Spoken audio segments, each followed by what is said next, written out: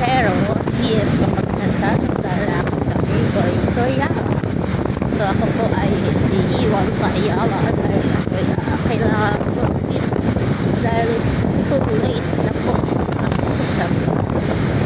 And itong aking sir kailangan makarating 50% I think kailangan naman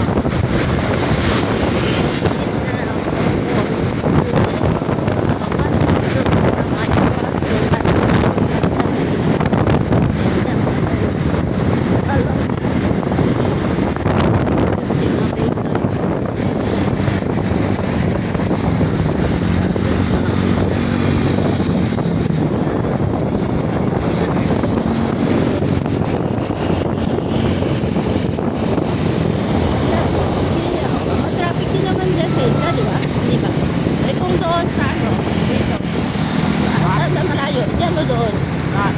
Yung dito sa may stoplight? Ha? Oh, yung dito? Lalakayin na lang doon. Oo. Kasi para matraffic din naman. Baka mahaba ang pila. Oh, sa Masino guys is mahaba ang pila. Minsan, kaso lang today, hindi ko alam kung mahaba ang pila. Ayan, nasa EDSA tayo. EDSA Ayala. Dito tayo sa going ng Ayala. So, ayan. So, ito yung telos. Ayan.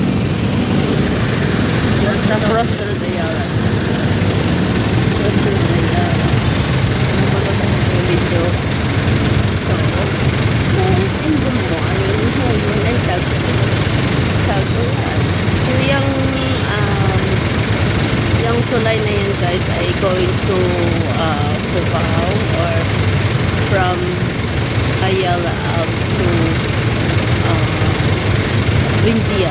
Yan, bababa yan ng Bindia Road, Cubao or something, whatever sa road mo, Mega Mall, Elsa, ayan.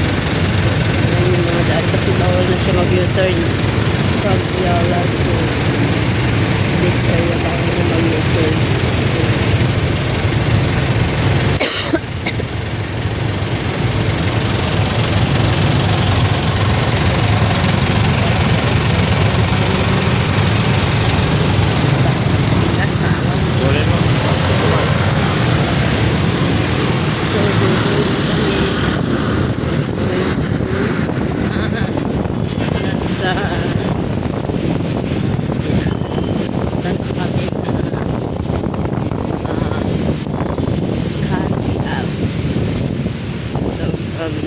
Ayan, Ayala 1.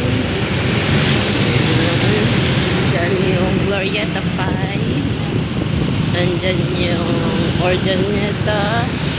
Andyan yung Rostad SM Makati.